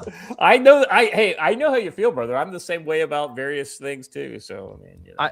I just have to say, I was in when they switched from whites, and I have no idea why you did that, because it was legitimately a much better looking uniform than anything you guys have. Well, I always thought that the tans, you know, the one, you know, with the tan uniforms that they would wear, and even the what was it, the blue and the dungarees or whatever they called them. Yeah. You know, I thought those were fine too. Same. So many dumb uniform choices, Navy. Just stop. Navy, just go back to World War II. That's what the Army did. Pretty much. They looked great. There's no reason not to. I don't know if the Army's uniform looks great, but it's better than the old pickle suit. That's for sure. As part of the U.S. campaign to engineer a regime change in Iran, the U.S. military and intelligence community are using operational preparation of the environment, aka OPE. I've heard of IPE, but I've never heard of OPE before. OPE is defined as a joint publication, special operations as non-intelligent activities conducted prior to, I know what they're saying. We just call it something different in the Army. Prior to or in preparation for potential military operations to set conditions for success. It encompasses shaping the operational environment through intelligence, surveillance, reconnaissance, information operations, civil affairs, psychological operations, and other preparatory action, often in denied or politically sensitive areas. I believe that one of I remember one of the major efforts is to convince the U.S. public that the overwhelming majority of Iranians despise the Islamic Republic. I'll be honest with you. I think the majority of them do, but I mean, what do I know? Be Prepared wins an award for going with the deep 80s rap lore. Well done. You down with OPE? Yeah, you know me. Yeah, that's exactly right. All right. In my opinion, a major player in this OPE is outfit known as Gaman, group for analyzing and measuring attitudes in Iran. They will make an acronym out of anything. I know. I'm sorry, that is not how I would have chose to pronounce that. That clearly is gay man. Yeah, well. I was thinking what is it? There's a Godzilla movie. It's kind of like I can't remember. Gamera. That's right. That's By what the I way, immediately the thought. acronym doesn't actually even match the words. Yeah, well, I wondered if it's if maybe like Farsi or something, like a foreign language acronym, maybe, and this is the translation. Maybe. Yeah. Anyway, so let's see. It collaborates with Siphon VPN, which is widely used across Iran. Gay man findings have been consistent with painting a picture of massive opposition in the Iranian regime.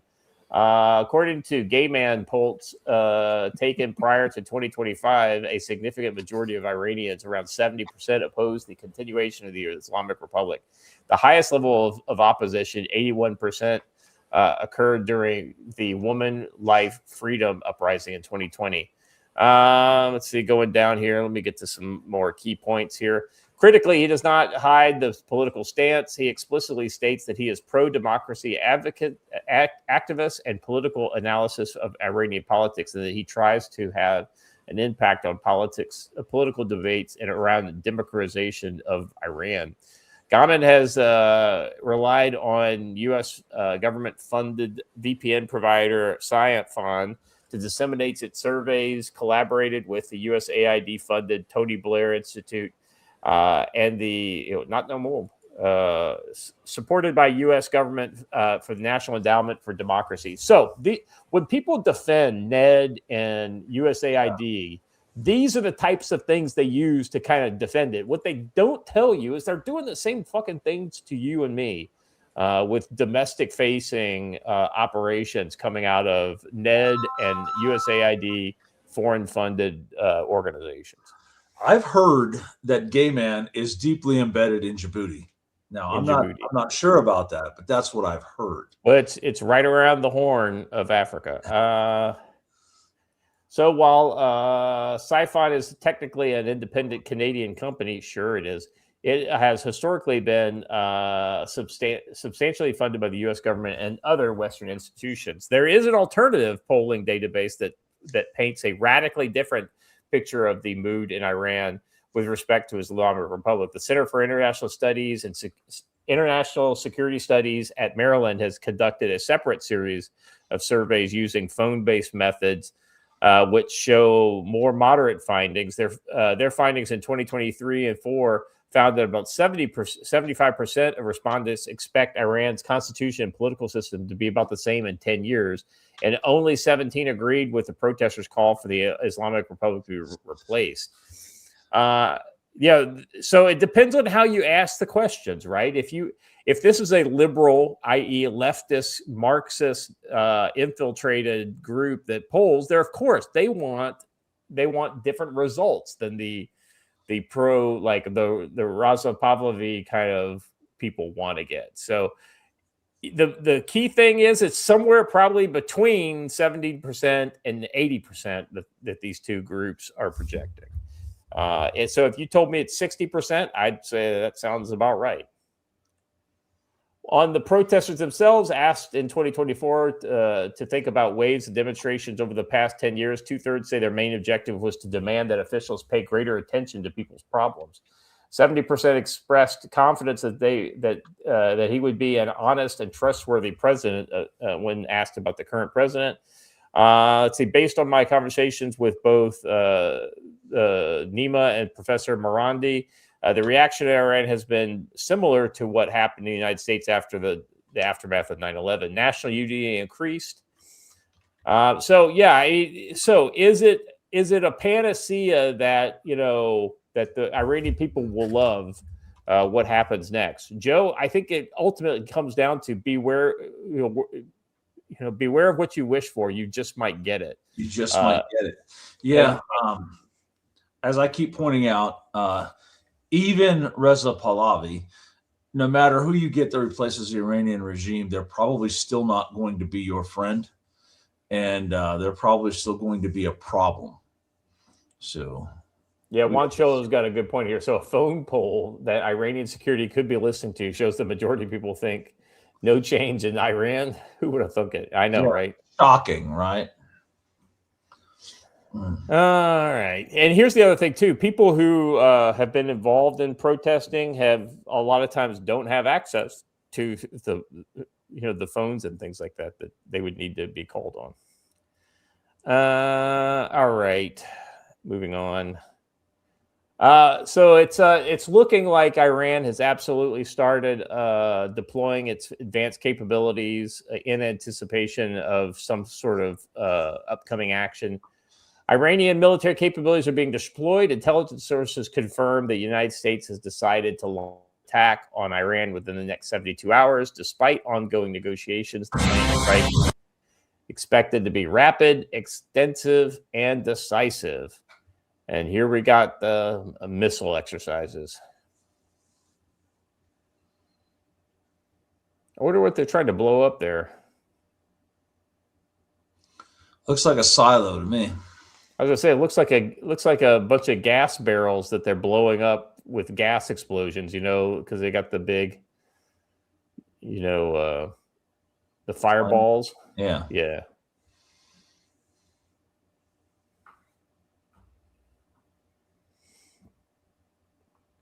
I mean, nobody denies that they have accurate weapons. I mean, they found that out on the U.S. bases in Iraq a couple years back.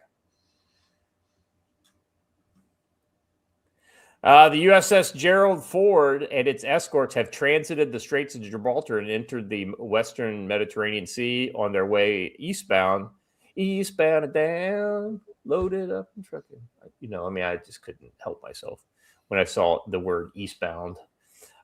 Towards the Middle East. And then we've got Arleigh Burke-class guided missile destroyer Mahan, and it has activated its automatic identification AIS as it and likely the entire Gerald R. Ford carrier group conduct their transit to the Straits of Gibraltar. So we mentioned that the arrival of that second aircraft carrier will probably be key, especially in like phase 2 of the operation. Like maybe not in the initial phases, especially if they kick it off this weekend. But as that kind of 1-2 punch, right? The other thing too, Joe, is they'd have to fly. What they would probably do is they would fly their aircraft into Israel and then take part in the operations out of Israeli airfields, most likely, because they'd need that longer range in order to. That's one thing a lot of people don't realize is that when you do carrier operations, you use a lot of fuel, doing that, and you have a lower weapons loadout if you're. You immediately.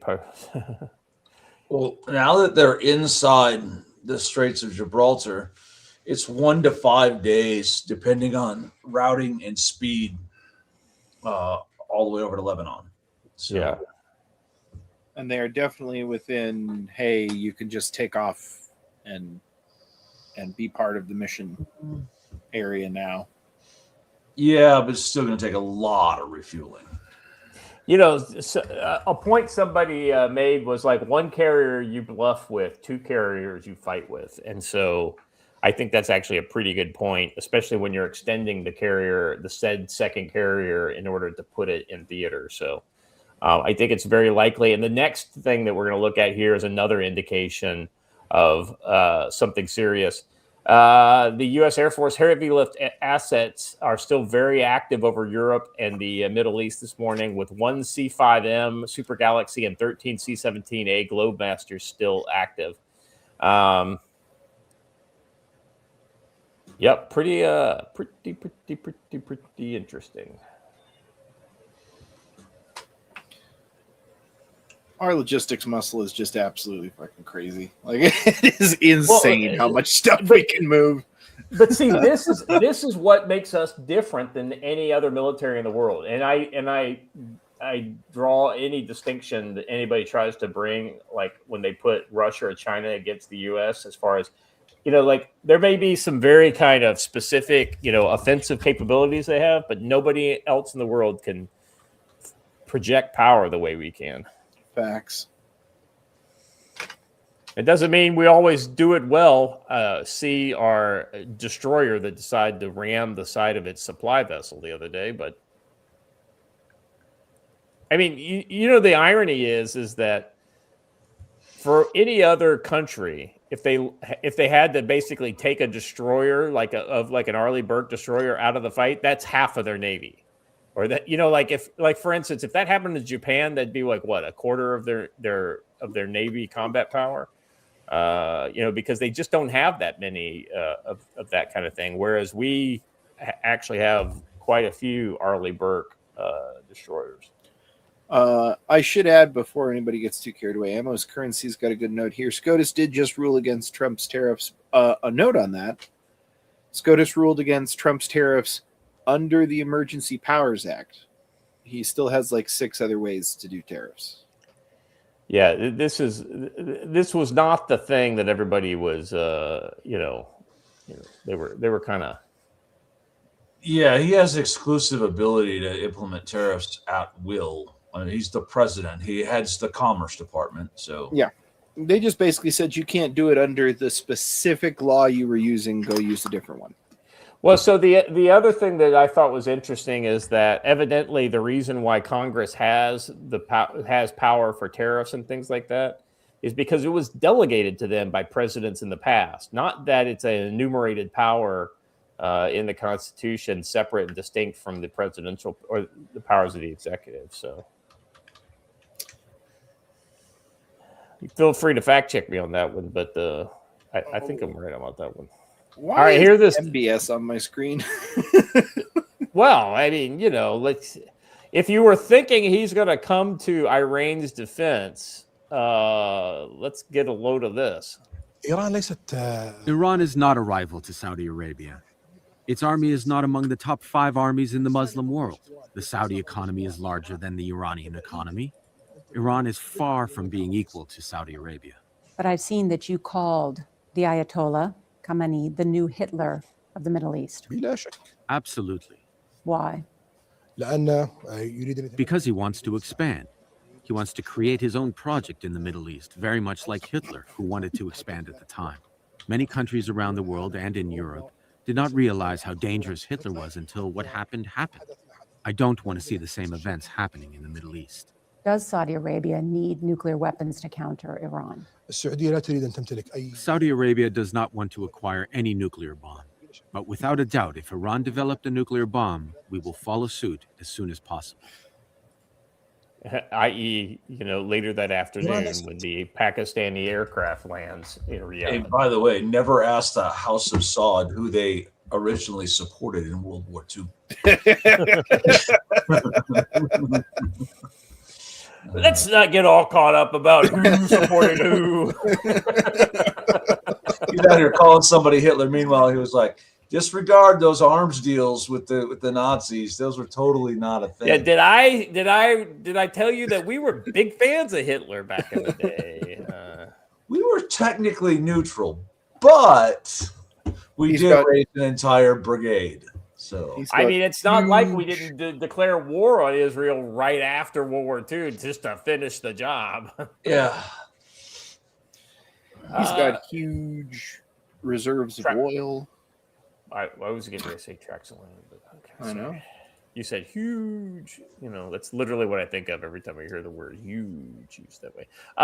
President Trump commenting on Iran at the Board of Peace meeting. Let's listen to what he has to say. Join us on a path that will complete what we're doing. And if they join us, that'll be great. If they don't join us, that'll be great too. But it'll be a very different path.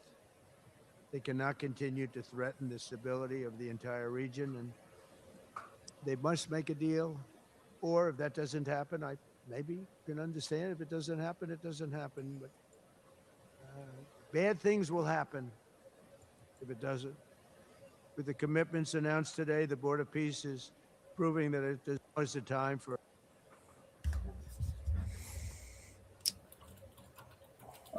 Some people are asking real quick. Sorry to get back to a topic I thought we moved on from. Some people are asking why is SCOTUS acting like kings in the chat.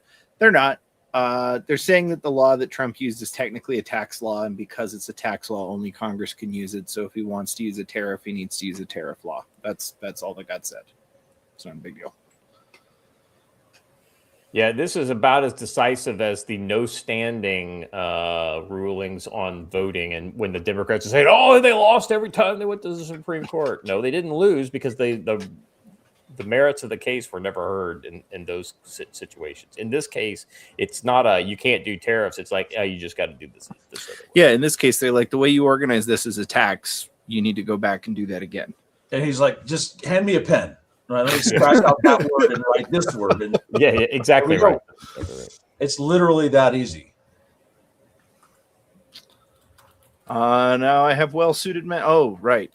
Wait, didn't we watch this? Yeah. Wait a second. Is that the same one? I have something out of order. Oh. You said you were going to delete one because we. Yeah, I deleted one. Yeah. So let's see the next one. I'm pretty sure this is right. Well, that's it. Yeah, it's more Trump. Oh, it's another one. Okay, gotcha. Yeah. Okay.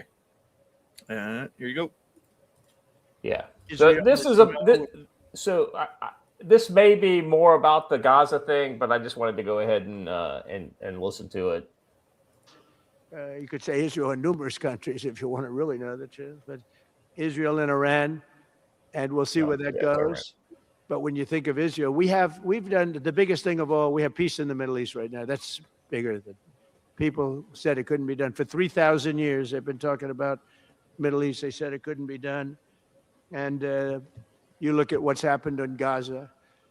And one of the keys to it was when we took those beautiful, magnificent, we just ordered 22 more of them, updated model. The B-2 bombers are incredible.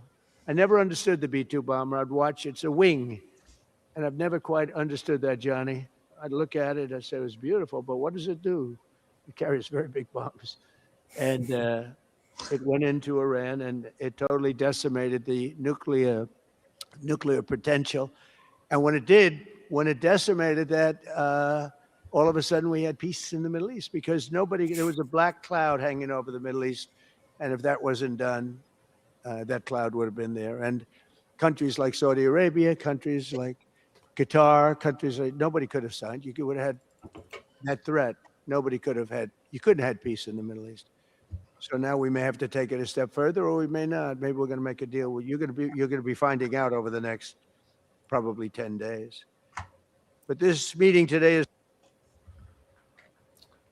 And that was said earlier this week. So he's got to annoy his planners and handlers because he literally just goes off script and rambles about things he probably shouldn't.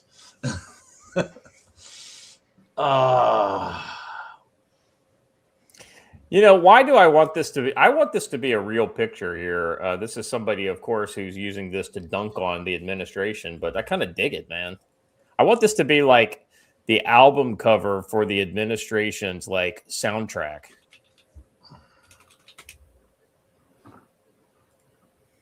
They've got blood on their hands, Joe. Oh no. Yeah. Okay. Well, that's what happens. That's what happens when you do things This is one more proof that the left can't meme. Because I know, right? Oh boy, what are we gonna do with these schmucks? All right, that's all I got, guys. Joe, look into your crystal ball. Next 24 hours, you think? Probably it's probably 70%, I think, in the next 24 hours. I would say by Monday for sure, but then again, I said that we'd be doing BDA this morning, so hey, I can be wrong. But I would actually be surprised if there was not. Oh, there's a $10 there. Yeah, time to up our poly market bet. You got that right, brother. I'd be afraid that they'd spend that money that we gave to them though on free groceries. So here's the sad thing is that I wish I could do betting stuff sometimes, because had we made a poly market bet about in the next couple of days yesterday, you would literally be making like hundreds of dollars per dollar that you put in. Yeah. Anyway, that's mine. There you have it. Be watching, though, something down the road, March 28th. There will be mass No Kings 2.0 or 3.0 or whatever number we're on protests. And I would expect those to be large and violent. Yeah, I think they've got to. They want to do something to kind of re-energize the whole anti-ICE thing that's kind of fallen off a little bit. Watcher. I think the anti-ICE stuff is actually going to keep kicking up too, mostly because the school teachers are not getting very much pushback except for in very select areas. I think the teachers union is going to come down on this big. I think you need to look at why the teachers union is coming down on this. Probably investigate Randy Weingarten, who, hey, guess what? CIA asset, like not even a question. Like that's she openly admits that that's what she did before she was in the teachers union. So just saying, maybe look into that. Did or does? Yeah. Still.